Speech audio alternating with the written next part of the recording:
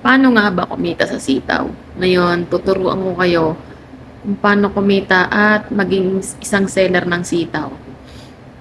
Pwede siyang gawin sa mobile phone, Android, or sa iPhone. I-download nyo lang sa Play Store or App Store yung sitaw application. And then, or visit kayo sa www.sitaw.com.ph. Turuan ko kayo kung paano gawin dito sa mobile phone natin. Magre-register pa lang kayo, punta muna kayo dun sa website, dumirect kayo dun. Kung nandito na kayo sa Sitaw website, makikita nyo, andito, click nyo lang tong Sitaw. Yan. Yung unang lalabas sa mobile phone nyo, ganito. Tapos, ibaba nyo lang siya. Ibaba nyo lang hanggang sa dulo. Tapos, makikita nyo sa pinakababa, be a seller, apply now, and then click nyo lang to. Click nyo lang yung apply now. Tapos, basahin nyo lang yan, basahin nyo lang to. Tapos, agree. Tapos, fill up lang kayo dito, shop name, ano yung naisip nyo, gusto nyo ipangalan sa shop nyo.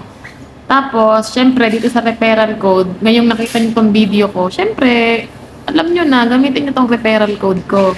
Ngayon, itong ID requirements naman, depende sa inyo kung ano yung available, meron kayong ID. Ako kasi ginamit ko passport.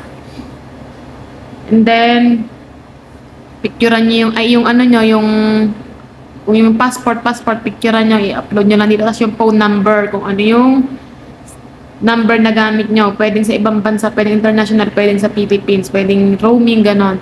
Tapos, i-register, pinutin nyo lang i-register your shop. Ito, nasa may kulay red.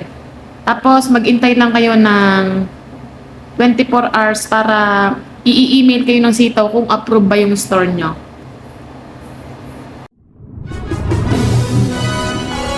Sa App Store, Android ako, Android, no?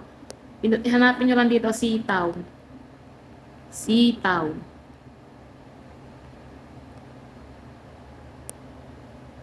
Makikita nyo tong kulay red. Ito, i-download nyo to, yung kulay red na to. Although naka-download na kasi sa akin. Pag sa inyo, download lang nakalagay. Download nyo lang. Tapos ito yung app ng sitaw. O, open ko ha. Ito yung aking pending order. Makikita nyo dito sa dashboard. Yan, makikita nyo, ano nyo naman yung shop nyo kung magkano na ba yung kinikita nyo. Ito yung current profit ko, 4,626. Tapos, total orders, 234. Ito yung processing rate ko, 0 kasi nag-reset sila, gawa ng October 1 ngayon, katatapos lang ng evaluation ng September 30. September 1 to September 30 na evaluation. Ngayon, syempre, pag ginamit nyo yung referral code ko, PM nyo lang ako dito sa Sitaw the Best Luck Shop.